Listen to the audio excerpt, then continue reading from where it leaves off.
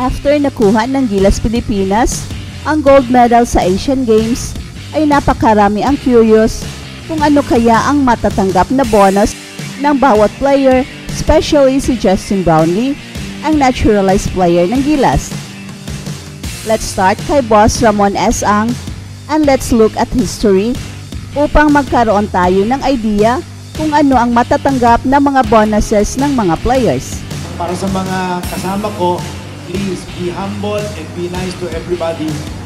This is just a basketball game and this is just an entertainment for our countrymen. Nung nakuha ng San Miguel ang tatlong sunod-sunod na All-Filipino Championship at nakuha ang Perpetual June Bernardino Trophy, ay sinabi ni Arwin Santos in a poetic way kung gaano kalaki ang kanilang natanggap na bonus. Parang isang tambak na buhangin sa harap ng bahay. Yan ang sabi ng SMB star forward na ngayon ay naglalaro sa MPBL. So based on that, ay meron na tayong clearer idea kung gaano kalaki ng mga incentives na makukuha ng buong team. And considering na napakalaki ng magnitude ng panalong ito, ending the 61 years of frustrations, kaya di hamak na mas malaki at grand ang ibibigay ni Boss RSA. At kilala pa naman si Boss RSA na napakagalanting tao. Kaya Boss RSA, baka naman dyan. On the serious note, it is not far-fetched na bibigyan ni Boss RSA ng isang brand new Ferrari, si Justin Brownlee, dahil kung hindi nyo pa alam, ay si RSA at ang SMC ang exclusive distributor ng Ferrari dito sa Pilipinas. Subsidiary Velocita Motors has been chosen by Ferrari to be its distributor in the country. So baka nga bibigyan ng isang Ferrari sports car si Justin Brownlee bilang pasasalamat sa kanyang naibigay sa ating bansa. And his excellence is just right for SMC, Ferrari, and Boss RSA. Hindi yan fake news. Take note, baka lang yan. Pero who knows, kayang-kaya naman yan ni Boss RSA. In fact, compared sa natanggap ni Jordan Clarkson, who reportedly received $1 million, ay malaki talaga ang possibility dahil ang isang Ferrari car price ranges from 20 to 50 million pesos. Taking the Jordan Clarkson paycheck during the FIBA World Cup ay hindi talaga malayong mangyayari ito.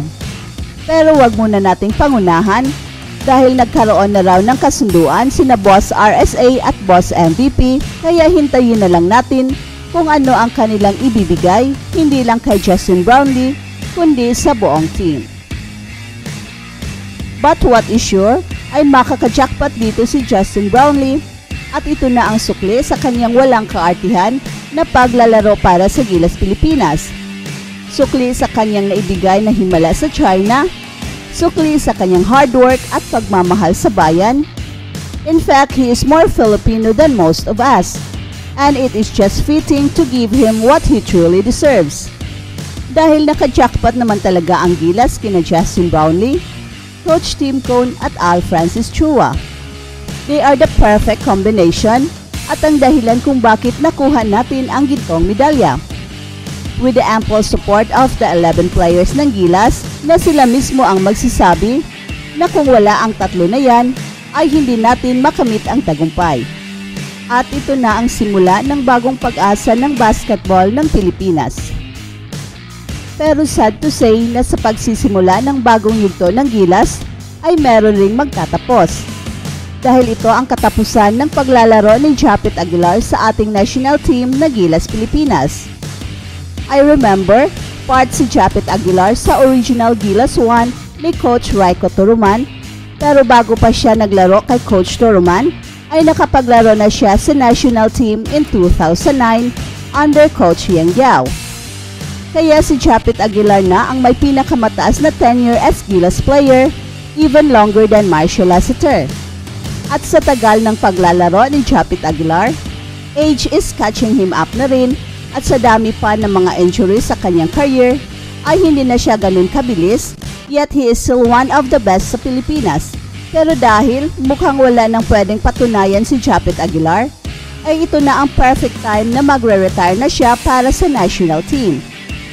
At sa mga Japet Aguilar fans at Barangay Ginebra fans, ay don't worry dahil hindi pa naman mag-retire si Japet Aguilar sa Ginebra. And I think Japet Aguilar can still play for another 10 years kung hindi lang magka-career-ending injury. From Barangay Ginebra, ay puntahan naman natin ang TNT, who is slated to play sa EASL with Randy Hollis Jefferson as their import sa Japan. Pero according sa mga reports, ay wala daw sa team ng TNT si Mikey Williams.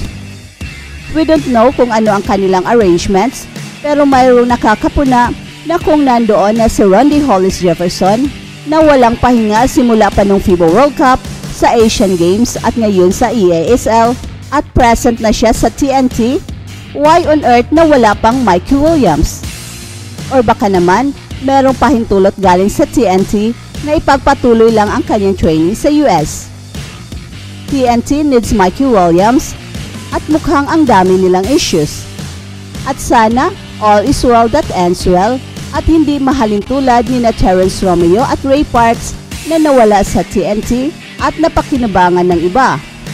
Much more kailangan ngayon si Mikey Williams dahil injured pa si RR Pugoy.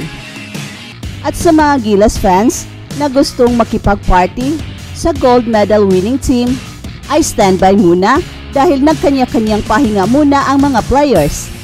At si Coach Tim Cone ay nasa US muna kasama si Justin Brownlee at nagbabakasyon naman ang iba pang mga players kaya hindi pa makokompleto. At si Ange Kwame naman ay papuntang Europe dahil meron siyang kontrata doon. Pero expect a grand party soon. Siguro ang PBA ang mag-organize nito, perhaps during the opening of the PBA ngayong November. Kaya huwag mo nang mainip dahil siguradong hindi tayo bibiguin ni Boss RSA at Boss MVP. Pero kung meron man talagang inaabangan ng lahat sa ngayon, ay kung ano ang susunod na gagawin ng SBP at kung sino ang hahawak na coach sa Gilas para sa Olympic Qualifying Tournament. Payag ba kayo na babalik si Coach Chat Reyes? O si Coach Tim Cone na ba ang gusto nyo? Well, sana merong basketball summit at sana ang SMC na ang magiging head role para sa future national teams. Huwag sanang masayang ang gain na nakuha natin sa Asian Games na kung saan na proof ng Pilipinas na kaya nating mag-champion sa Asia. That's it for now, guys. Pero bago kami magtatapos, ay huwag kalimutan na huwag magpahuli sa mga pinakabago mga kwento at balita ng kasiyahan at tagumpay. Bahala na ang mga marites dyan. Basta kami ay handang maghatid ng tunay na inspirasyon sa mundo ng sports.